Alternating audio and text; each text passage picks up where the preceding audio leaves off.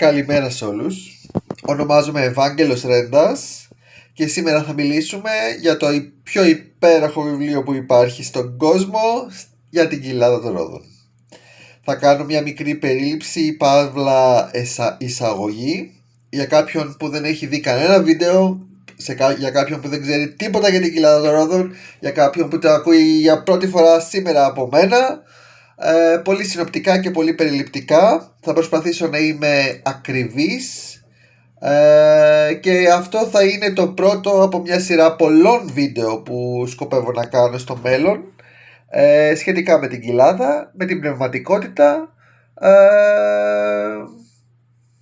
και ποιος ξέρει τι άλλο. Λοιπόν, η Κοιλάδα των Ρόδων είναι ένα βιβλίο που έχει γραφτεί από τον Γεώργιο Παπαχατζή πριν ήταν ενός πανεπιστημίου στην Αθήνα, πριν πολλά χρόνια. Είναι μετάφραση από ένα γερμανικό κείμενο. Το πρωτότυπο ήταν στα γερμανικά, οπότε το μετέφρασε ο Γιώργος Παπαχατζής από τα γερμανικά στα ελληνικά. Εξιστορεί την πιο υπέροχη ιστορία ενός ανθρώπου που έζησε το 1920 στη Γερμανία. Το όνομα αυτού του ανθρώπου ήταν Ντίναχ, Παύλος Ντίναχ.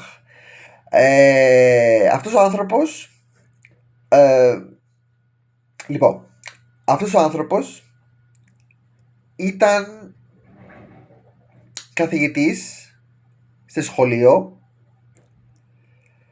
και έπασχε από δύο πράγματα. Είχε δύο ιδιόρυθμες καταστάσεις όσον αφορά την υγεία του. Από πολύ μικρός, από παιδί, έπεφτε σε λιθαργικό ύπνο. Δηλαδή, όταν το νευρικό του σύστημα πάθαινε κλονισμό, ήταν πολύ έντονα τα συναισθήματα ή οι καταστάσεις, έπεφτε σε λιθαργικό ύπνο για μία ώρα, μία μέρα, 2 μέρες, 3, μια εβδομάδα, μέχρι να συνέλθει. Οπότε είχε πολύ ευαίσθητο νευρικό σύστημα. Η δεύτερη διάζουσα κατάσταση της υγείας του, εντάξει, δεν ήταν θέμα υγείας, είχε πάρα πολύ καλή μνήμη. Ήταν δηλαδή αριθμό μνήμων, σαν φωτογραφική μνήμη, πολύ καλή μνήμη. Αυτός λοιπόν ο άνθρωπος έζησε το 1920 στη Γερμανία ως καθηγητής και από μικρό παιδί ήταν ερωτευμένος με μια γυναίκα ονόματι Άννα. Από τα παιδιά ήταν ερωτευμένοι, είχε ανταπόκριση και η Άννα ήταν ερωτευμένη μαζί του το ίδιο. Ήταν μια άδολη, αγνή αγάπη, καθαρή αγάπη. Αυτή η αγάπη ήταν πολύ δυνατή, αλλά δεν ευόδωσε, δεν ολοκληρώθηκε, ποτέ δεν κάνανε σεξ οι δυο τους, η Άννα με τον Παύλο, και ο πατέρας της Άννας την πάντρεψε με έναν άντρα που δεν αγαπούσε και δεν ήθελε.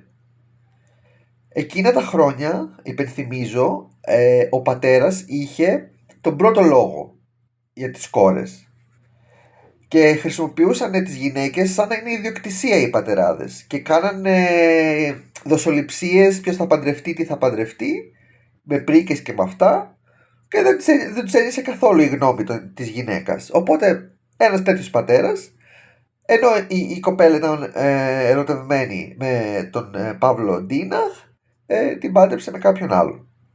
Φυσικά ο Παύλος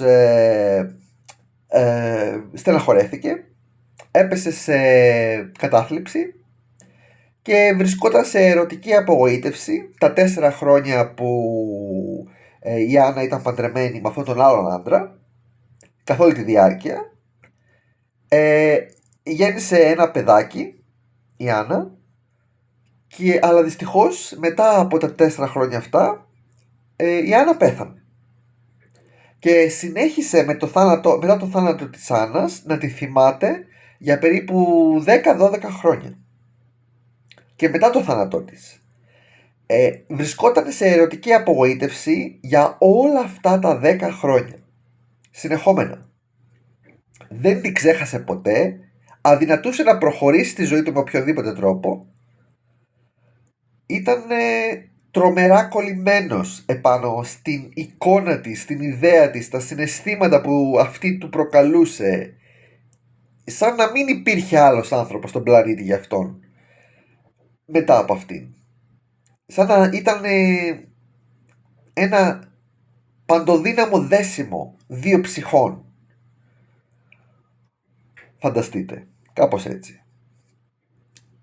Μετά από 10-12 συναπτά έτη ερωτικής απογοήτευσης λοιπόν, ο Παύλος Ντίναχ πέφτει ξανά σε λιθαργικό ύπνο, στρεσάρεται το νευρικό του σύστημα, αλλά αυτή τη φορά πέφτει για ύπνο όχι για μια εβδομάδα, 2-3 μέρες, αλλά για έναν ολόκληρο χρόνο, σε λιθαργικό κόμμα, λιθαργικό ύπνο κόμμα.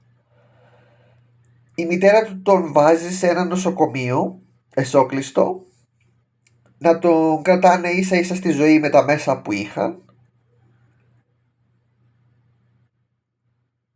και καθώς είναι στο νοσοκομείο σε λιθαργικό ύπνο, η μητέρα του πέθανε.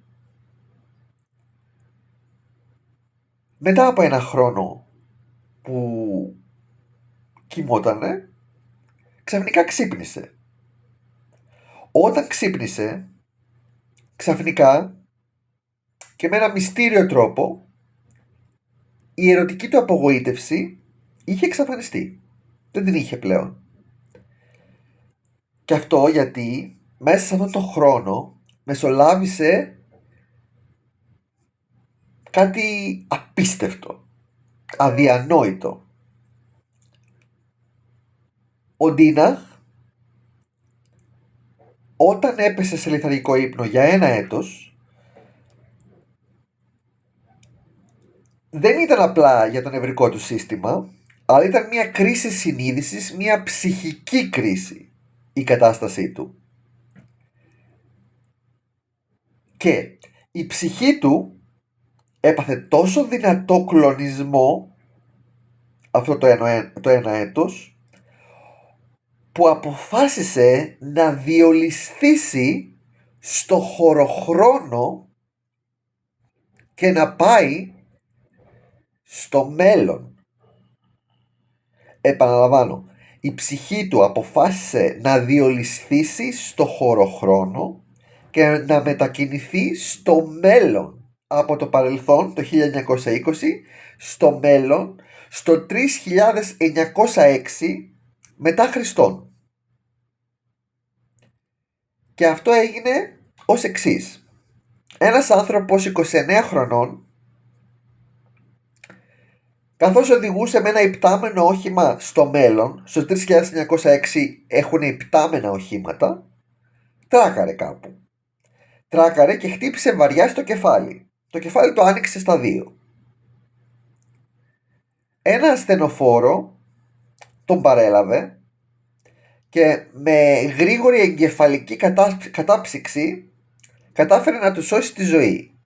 Αυτή η μέθοδος της εγκεφαλικής κατάψυξης δεν έχει ανακαλυφθεί ακόμα από μας, οπότε υπό τις δικές μας συνθήκες θα πέθαινε. Δεν θα μπορούσε να παραμείνει στη ζωή. Αλλά στο μέλλον, με αυτή την κατάψυξη, κατάφεραν και του σώσαν τη ζωή και επανήλθε.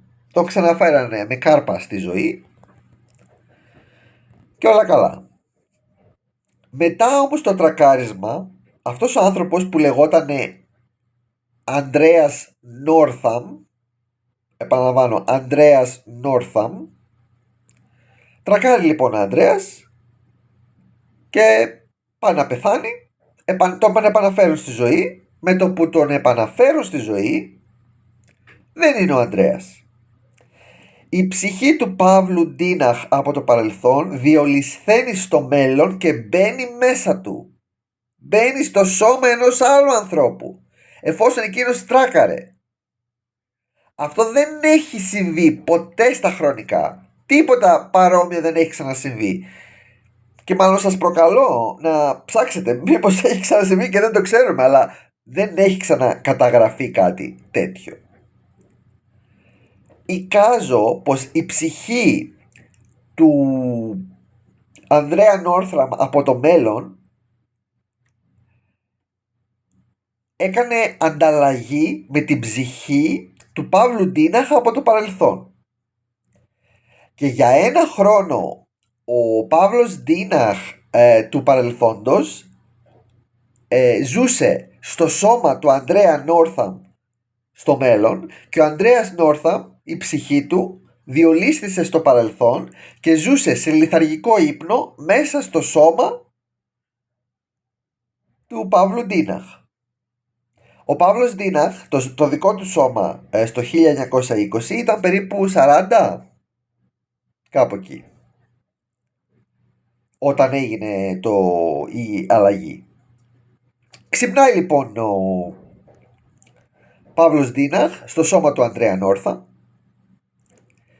και παρατηρεί ότι όλοι γύρω του που του μιλάνε, και οι γιατροί, οι νοσοκόμες, μιλάνε μια ξένη γλώσσα. Δεν είναι η γλώσσα που μιλάει τα γερμανικά. Αυτός τους μιλάει γερμανικά και όλοι παραξενεύονται από τον τρόπο που μιλάει, από τη γλώσσα που μιλάει και γενικά από αυτή την αλλαγή στο χαρακτήρα του. Προσπαθεί με 1000 τρόπους να τους εξηγήσει την κατάστασή του, την εξωφρενική κατάστασή του, ότι έχω ξυπνήσει σε ένα ξένο σώμα. Βλέπει τον εαυτό του στον καθρέφτη και τρομοκρατείται. Βλέπει ένα νεαρό σώμα να τον κοιτάει στον καθρέφτη, άλλο διαφορετικό εντελώς από το δικό του, και μετά από αυτό το σοκ προσπαθεί να τους εξηγήσει τι συμβαίνει. Να τους εξηγήσει ότι εγώ έρχομαι από το παρελθόν. Δεν είμαι ο Ανδρέας Νόρθαμ, είμαι ο Παύλος Ντίναχ. Συσκέπτονται όλοι οι γιατροί επάνω του, συζητούν μεταξύ τους, είναι μια πρωτοφανής κατάσταση, αποφασίζουν και καλούν για περαιτέρω συμβουλή, παύλα επιτήρηση, την πνευματική ελίτ της τότε εποχής, για να αποφασίσουν τι θα συμβεί με την περίπτωσή του, πώς θα χειριστούν την κατάστασή του.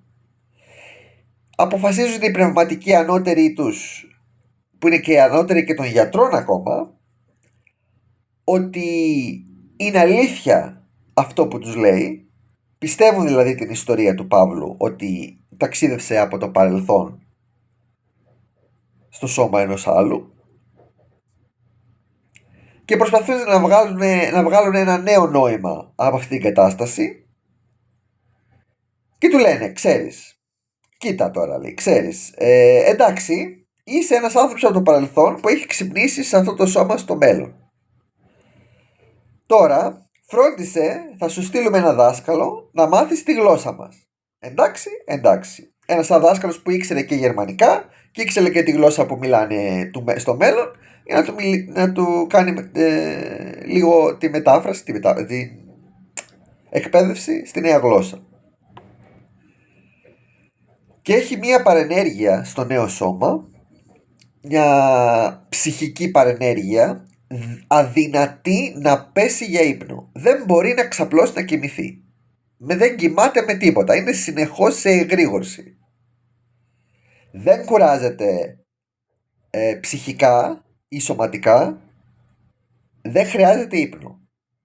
Για 1, 2, 3 συνέχεια, για όλες τις μέρες. Αυτό δεν το καταλαβαίνουν οι γιατροί, δεν του δίνουν κάποιο χάπι, δεν το προσπαθούν να τον κοιμήσουν. Του λένε, εντάξει, δεν θα κοιμάσαι, αλλά έστω κάποιες φορές τα βράδια να ξαπλώνεις, να ξεκουράζεις το σώμα σου, και μην το δείχνεις και πολύ ότι δεν κοιμάσαι, να το παίζεις ότι κοιμάσαι, δηλαδή να φαίνεσαι ότι κοιμάσαι στους άλλους, για να μην υποκινήσεις υποψίες. Εντάξει. Και ζει λοιπόν ένα χρόνο, έμαθε τη γλώσσα σε λιγότερο από 1 μήνα, βγήκε από το νοσοκομείο και επανήλθε στη συντροφιά του Ανδρέα Νόρθα από το μέλλον. Ο κολλητός του φίλος, που τον λένε Στεφάν από το μέλλον, τον πλησιάζουν οι πνευματικοί ελίτ και του λένε φρόντισε να καθοδηγήσεις το φίλο σου γιατί έχει πάθει αλλαγή προσωπικότητας. Να είσαι στο πλάι του, να τον βοηθάς, να τον υποστηρίζεις. Εμείς ξέρουμε την κατάσταση και εσύ θα είσαι ο μόνος από την παρέα του που θα ξέρει την αλήθεια. Εντάξει, εντάξει. Και τώρα, το πιο υπέροχο, το πιο όμορφο της όλης ιστορίας. Αν μέχρι εδώ σας έχω καθυλώσει, αν ό,τι σας λέω σας αρέσει, παρακαλώ κάντε like και subscribe στο προφίλ μου, γιατί θα έρθουν και άλλα μεγαλύτερα και πιο υπέροχα πράγματα στο μέλλον. Και σας ενημερώνω τώρα ότι από εδώ και πέρα θα σας κάνω spoiler. Αν κάποιος ενδιαφέρεται να διαβάσει το βιβλίο ή να εντρυφήσει περισσότερο, ο ίδιος, παρακαλώ να μην ακούσει τι θα πω παρακάτω. Γιατί θα είναι μεγάλο spoiler για όσους θέλουν να διαβάσουν το βιβλίο. Οπότε σας προειδοποιώ. Spoiler alert. Λοιπόν, τώρα τι συνέβη. Ξεκινάει να ζει μαζί με την νεανική συντροφιά του μέλλοντος ο Παύλος Ντίναχ, μεταβιωμένος στο σώμα του Ανδρέα Νόρθαμ, μαζί με το φίλο του τον Στεφάν και την παρέα τους. Τώρα, ο Ανδρέας Νόρθαμ, που ζούσε πριν τον Παύλο Ντίναχ στο σώμα του Ανδρέα Νόρθαμ, ήταν ερωτευμένος με μια γυναίκα ονόματι Σίλβια στην παρέα τους. Ήτανε 4 άντρες στην παρέα τους και 4 γυναίκες. Ο Στεφάν ήταν παντρεμένος με μια γυναίκα και ήταν άλλα 2 ζευγάρια στην παρέα, μαζί, χώρια, εντάξει. Απλά όχι απαραίτητα ζευγάρια, ήταν 2 άντρες, 2 γυναίκες ακόμα και μια ακόμα γυναίκα, η Σίλβια. Αυτοί ήταν παιδικοί φίλοι, ήταν συνεχώς μαζί, κάνανε παρέα πολύ, αγαπημένοι. Ο Ανδρέας Νόρθαμ ήταν ερωτευμένος με τη Σίλβια. Η Σίλβια όμως δεν ανταποκρινόταν στα συναισθήματά του ποτέ, από μικρό παιδί. Αυτός την ήθελε, αυτή δεν τον ήθελε, δεν μπορούσε να τον δει ερωτικά. Παρ' όλα αυτά, αυτός προσπαθούσε, επέμενε για πολλά χρόνια. Δάκρυσε, λυπήθηκε, ήταν και αυτός σε μια κατά κάποιο τρόπο ερωτική απογοήτευση, αλλά όχι σε τόσο υπερβολικό βαθμό όπως ο Παύλος Ντίναχ.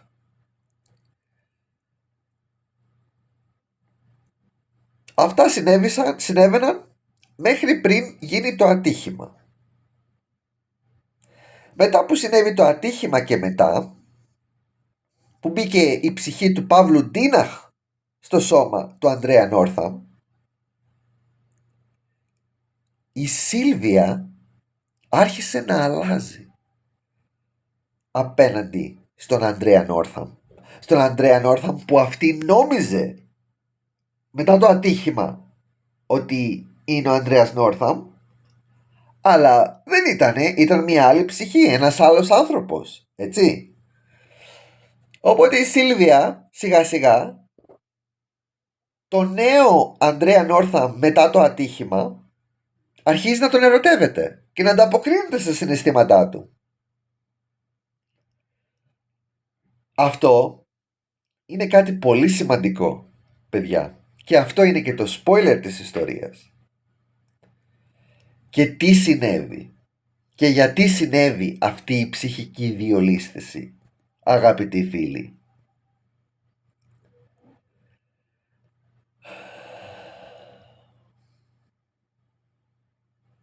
Συνέβη αυτή η πνευματική διολίσθηση γιατί 10-12 συναπτά έτη είχε ερωτική απογοήτευση ο Παύλος Ντίναχ στο παρελθόν, στο 1920, με την Άννα, την μεγάλη του αγάπη, η οποία πέθανε και δεν μπόρεσαν ποτέ να ολοκληρώσουν την αγάπη τους. Έτσι, έτσι.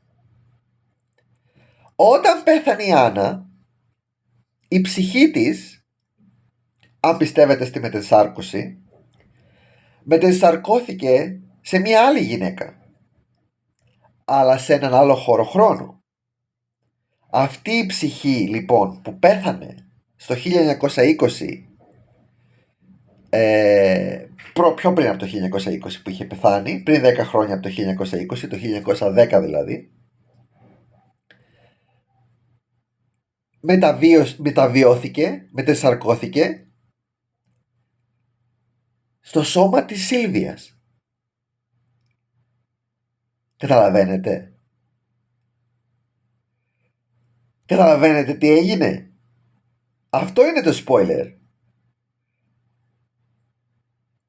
Ο Παύλος Ντίναχ από το 1920, μην μπορώντας να αντέξει να ζει στον πλανήτη Γη δίχως την αγαπημένη του Άννα, για 10 χρόνια συνέχεια τη σκεφτόταν, 10, 12, δεν ξέρω, κάπου εκεί, ασταμάτητα κάθε μέρα.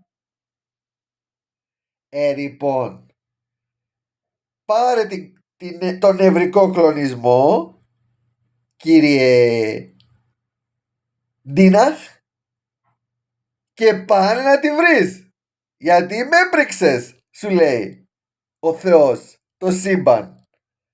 Πάνε να τη βρεις. Και πέφτει σε λιθαργικό ύπνο και πάει να τη βρει. Πάει να τη βρει και τη βρίσκει στο μέλλον, γιατί εκεί ήτανε η ψυχή της.